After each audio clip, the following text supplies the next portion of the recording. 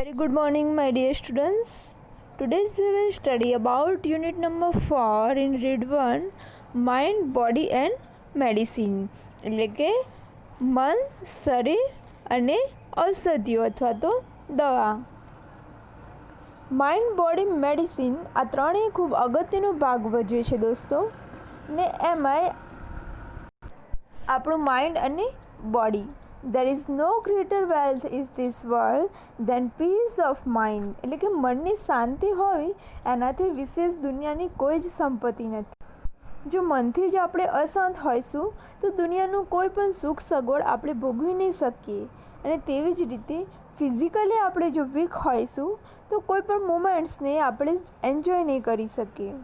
તો એના માટે આપણે મેન્ટલી એન્ડ ફિઝિકલી હેલ્ધી રહેવું ખૂબ જ જરૂરી છે. ને આજે આ લેસનની અંદર માઇન્ડ, બોડી અને મેડિસિનની વાત કરેલી છે, જેમાં આપણે જે શારીરિક રોગોથી પીડાતા હોઈએ છીએ તો એ બેક્ટેરિયા કે વાયરસ જેવા હાનિકારક જીવાણુઓથી થતા હોય છે. જ્યારે માનસિક રોગ છે તે આપણી અંદર જે નેગેટિવિટી રહેલી છે, નકારાત્મક વિચારો રહેલા છે, તો એનાથી આપણે મેન્ટલી સ્ટ્રગલ થતા હોય છે. અને આજનું જે આધુનિક યુગમાં માણસ ભૌતિક રીતે સુખી હોવા છતાં પણ તે સ્ટ્રેસ ખૂબ અનુભવતો હોય છે, જેને કારણે એના જીવનમાં સુખ શાંતિ બધું હણાઈ જાય છે. અને આપણે મેન્ટલી સફરિંગ કરતા હોઈએ યા ફિઝિકલી તો ગોળી લઈને, એકાદ ગોળી લઈને યા મેડિસિન લઈને આપણે એવું માનીએ છીએ કે આ રોગ છે તે દૂર થઈ ગયો હોય છે, પરંતુ એ ખૂબ લાંબા સમયગાળા સુધી આપણને શરીરની અંદર ખૂબ જ સાઈડ ઇફેક્ટ કરતો હોય છે અને અસ્વસ્થ આપણે થતા હોઈએ છીએ. અને આ બધાથી આપણે બેસ્ટ ઓપ્શન છે કે આપણે માનસિક રીતે પીડાતા હોય યા ફિઝિકલી રીતે તેનાથી દૂર રહેવા માટે આપણે યોગ કે મેડિટેશન કરવું જોઈએ, જે આ બેસ્ટ ઓપ્શન છે. Let's we begin the lesson.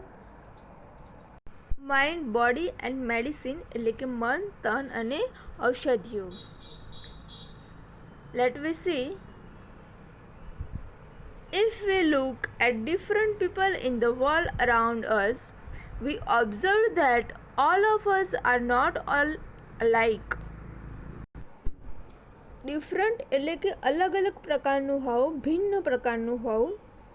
Around એટલે કે આસપાસ અથવા તો આજુબાજુ. એન્ડ ઓબ્ઝર્વ એટલે કે નિરીક્ષણ કરવું અથવા તો જોવું. એન્ડ અલાઇક એટલે કે એક સરખું હોવું અથવા તો એના જેવું હોવું. એનો સિનોનિમ્સ થશે સિમિલર. એટલે કે આપણી આસપાસની દુનિયામાં જુદા જુદા લોકો આપણે જોઈએ છીએ, જે આપણને જોવાથી ખબર પડે છે કે બધા લોકો એક સરખા હોતા નથી. Each one of us is different in many ways, both physically and mentally. Physically એટલે કે શારીરિક રીતના એન્ડ મેન્ટલી એટલે કે માનસિક રીતે. એટલે કે આપણામાંના દરેક લોકોને આપણે જોઈએ છીએ જે એક સરખા હોતા નથી, અને જેમાં શારીરિક તેમજ માનસિક રીતે ઘણી બધી રીતે તેઓ અલગ અલગ હોય છે અથવા તો ભિન્ન હોય છે, ભિન્ન જોવા મળે છે. We ought to understand our own nature and the nature of other for our own happiness and well-being in life. એટલે કે આપણે જીવનમાં આપણી ખુશી અને તંદુરસ્તી માટે આપણે આપણો અને અન્ય કોઈ એટલે કે બીજા કોઈ લોકોનો સ્વભાવને આપણે સમજવો પડે છે અને જાણવો પડે છે. The shapes and size, temperaments and characters of people have lot of variation that must affect our health and happiness. Shapes એટલે કે આકાર, સાઇઝ એટલે કે કદ, એન્ડ ટેમ્પરામેન્ટ એટલે કે વ્યક્તિનો સ્વભાવ, એનો મિજાજ, એની કેવી પ્રકૃતિ છે તે અથવા એના વિચારો. એન્ડ વેરિએશન એટલે કે વેરિએશનનો આમ તો મતલબ એનું એવું થાય કે વિવિધતા અથવા તો ભિન્નતા, પરંતુ અહીંયા સેન્ટેન્સ મુજબ એનો મિનિંગ એવો થાય છે કે વારંવાર બદલાયા કરવું. એનો સિનોનિમ્સ થશે ચેન્જ. એન્ડ અફેક્ટ એટલે કે અસર થવી. એટલે કે લોકોના આકાર અને કદ અને તેમનો જે મિજાજ છે, સ્વભાવ છે, અને તેનું જે કેવા ટાઈપનું ચારિત્ર છે, કેરેક્ટર એટલે કે ચારિત્ર, તો એ ચારિત્રમાં તે પુષ્કળ વિવિધતા જોવા મળે છે. એના દરેક લુકમાં આપણે વિવિધતા જોવા મળે છે અને આ દરેક બાબત આપણા સ્વાસ્થ્ય અને આનંદની અસર પહોંચાડે છે. એનો અલગ અલગ પ્રકારનો કદ હોય, એનો આકાર અલગ હોય, એનું હાઇટ અલગ હોય, એનો સ્વભાવ અલગ હોય, એનું આખું વ્યક્તિત્વ અલગ હોય. તો આ બધી જ વસ્તુ સામેવાળી વ્યક્તિને સ્વાસ્થ્ય અને આનંદને અસર પહોંચાડતું હોય છે. આખા સ્ટેન્જાનું સમજાવું છું કે આપણી દુનિયાની અંદર જે આસપાસના લોકો રહેલા છે, તો આપણે જોઈએ તો આપણને ખબર પડે કે બધા માણસો એક સરખા હોતા નથી. બધા અલગ અલગ પ્રકારના હોય છે. કોઈનો શારીરિક રીતના કે માનસિક રીતના પણ તેઓ ભિન્ન ભિન્ન જોવા મળતા હોય છે. અને આપણે આપણી જીવનમાં આપણી ખુશી અને હેલ્થ માટે આપણે અન્યનો સ્વભાવ સમજવો પડે છે. તો જ આપણે એની સાથે અનુકૂળતા સાધી શકીએ છીએ. લોકોનો આકાર અલગ હોય, એનું વ્યક્તિત્વ જોવા જઈએ તો એનો આકાર એટલે કે એની હાઇટ, એની કદ, એનો મિજાજ અલગ હોય, એનો સ્વભાવ અલગ હોય, એનું ચારિત્ર કંઈક અલગ પ્રકારનું હોય. તો આ દરેક વસ્તુ આપણા સ્વાસ્થ્ય પર ઇફેક્ટ કરતી હોય છે. અને જો આપણે એના સાથે એડજસ્ટ થઈ જઈએ તો આપણને આનંદની અસર થતી હોય છે. નેક્સ્ટ જેમાં આપણે જોઈએ, according to Ayurveda, physical disease occur mainly owing to external factors like a wrong diet or exposure to pathogens. According to Ayurveda એટલે કે આયુર્વેદના મુજબ અથવા તો એના કહ્યા મુજબ એને ફોલો કરવાની રીત છે. એન્ડ એક્સટર્નલ એટલે કે બાહ્ય, ફેક્ટર્સ એટલે કે પરિબળ, એન્ડ ડાયટ એટલે કે જે આપણું રોજિંદુ જે આહાર છે, ખાનપાન છે તે, એન્ડ એક્સપોઝર એટલે કે ખુલ્લું મૂકવું અથવા તો એની સામે હોવું, એન્ડ પેથાગોન એટલે કે રોગ પેદા કરવાના જે જીવાણુઓ હોય, જે બેક્ટેરિયા હોય, વાયરસ હોય કે ફૂગ હોય, તો એની વાત કરી છે. એટલે કે આયુર્વેદિકના મુજબ રોગ ઉત્પાદકના જે જીવાણુઓ સામે જે અરક્ષિત રહેવાથી, એટલે કે ખુલ્લું મૂકવાથી જે નુકસાનકારક આહાર જેવા મુખ્ય પરિબળો જે હોય છે એના લીધે આપણને શારીરિક રોગ થતા હોય છે. એટલે કે આયુર્વેદમાં એવું કહેવામાં આવ્યું છે કે આપણે જે ખોરાક લેવાનો હોય, ખોરાકને જો ખુલ્લો મૂકવામાં આવે, જો હવાના સંપર્ક બહાર એને ખુલ્લો મૂકવામાં આવે તો એ કોઈ બેક્ટેરિયાના સંપર્કમાં આવે છે અને જેને આપણે આહાર લેવાથી, આરોગવાથી આપણને રોગ થઈ શકે છે. Mental disease arise mainly from internal factors like a wrong use to the sense and the increase of negative emotions. Disease એટલે કે રોગ એટલે કે નેગેટિવ ફિલિંગ્સથી, નકારાત્મક લાગણીઓ અને જે વ્યવહારો જે મિસબિહેવ થતું હોય છે એના લીધે જેવા આપણને આંતરિક, આપણને મેન્ટલી જે પરિબળ અસર કરે છે તો એ મેન્ટલી આપણને માનસિક રોગ થતા હોય છે.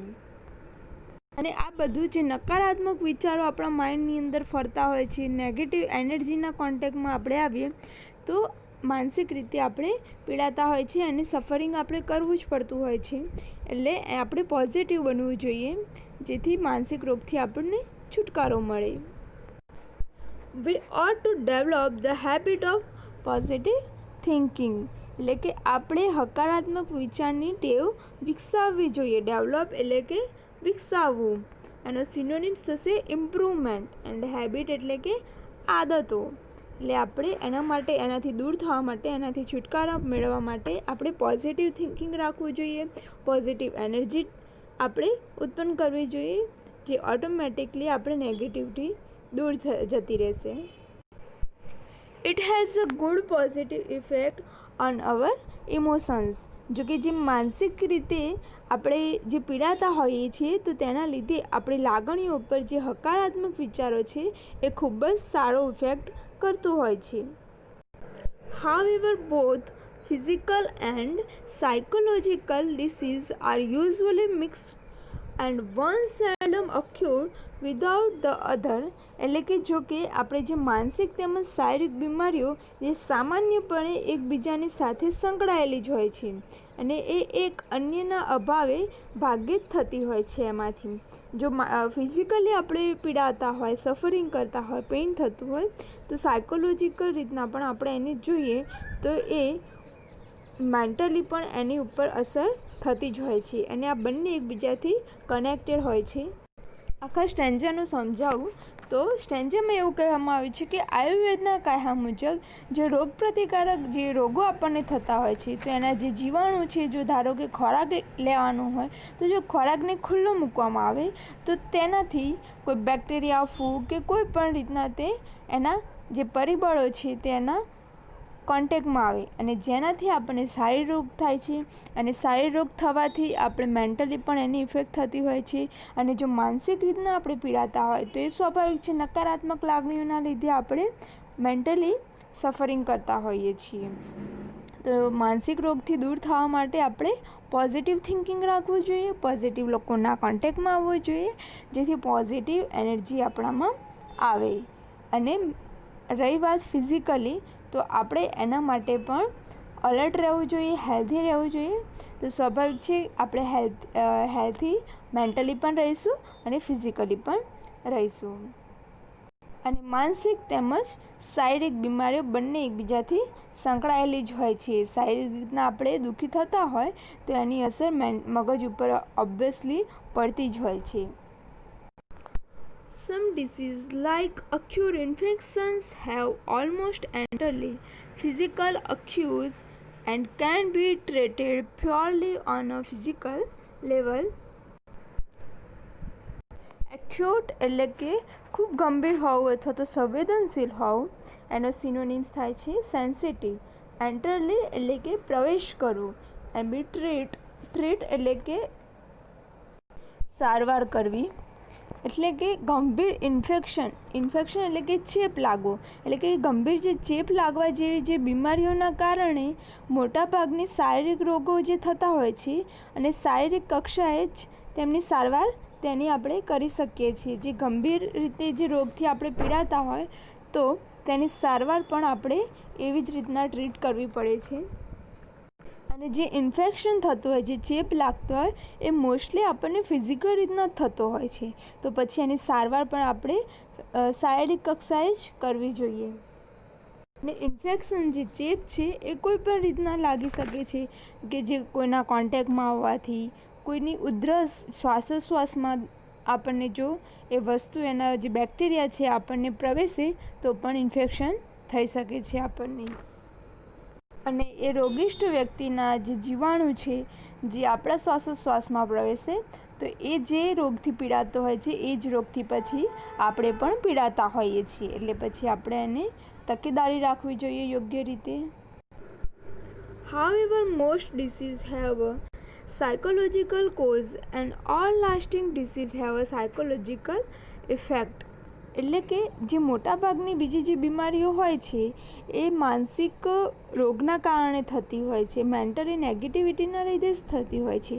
અને જે કોઈ માનસિક રોગથી પીડાતું હોય તો એ લાંબા સમય સુધી આ ચાલનારી બીમારીઓ છે અને એ માનસિક અસર કરતી હોય છે. એક સમયે શારીરિક બીમારી કોઈ થાય તો એની કોઈ પણ દવા કરીને, દવા લગાવીને, મેડિસિનથી આપણે એને દૂર કરી શકીએ છીએ, સાજા થઈ શકીએ છીએ. પરંતુ જો કોઈ આપણને માનસિક બીમારીથી પીડાઈએ તો માનસિક બીમારી છે તે ખૂબ લોંગ ટાઈમ સુધી ચાલતી હોય છે અને તેમાંથી રિકવર થવા પણ આપણને વાર લાગે છે, થોડો સમય લાગે છે એમાં. A physical disease disturbs the emotions and weakens the sense which may result into physical trouble. એટલે કે જે શારીરિક રોગની જે લાગણીઓ છે, જે શારીરિક રોગથી આપણે પીડાતા હોય તો એનાથી આપણું માઇન્ડ, આપણી ફિલિંગ્સ પણ હર્ટ થાય, એના માઇન્ડથી પણ આપણે વીક થતા જઈએ છીએ. જે બુદ્ધિગ્રાહ્યતાઓ જે છે એ આપણી નબળી પડે છે અને જેના પરિણામે આપણને શારીરિક તકલીફો વધુ ક્રિએટ થતી હોય છે. કેમ કે ફિઝિકલી આપણે બીમાર થઈએ તો એની અસર મેન્ટલી પણ આપણને થતી જ હોય છે, જેના લીધે આપણને એમાંથી એક બીમારીમાંથી ઘણી બધી બીમારીઓ અલગ અલગ આપણે ફેસ કરવી પડતી હોય છે. And They lead to that problems strain the hearts and nervous and weakens the physical body. એટલે કે એનાથી આપણને જે શારીરિક તકલીફો પડતી હોય છે તો સ્વાભાવિક છે કે મેન્ટલી પણ એની ઇફેક્ટ થાય અને એના લીધે આપણને પાચનને લગતી પણ સમસ્યા ઊભી થાય છે અને હૃદય તથા ચેતાતંત્ર પણ તેનો સ્ટ્રેસ આપણને અનુભવીએ છીએ અને એના લીધે આપણું શરીર પણ પછી નબળું પડતું હોય છે.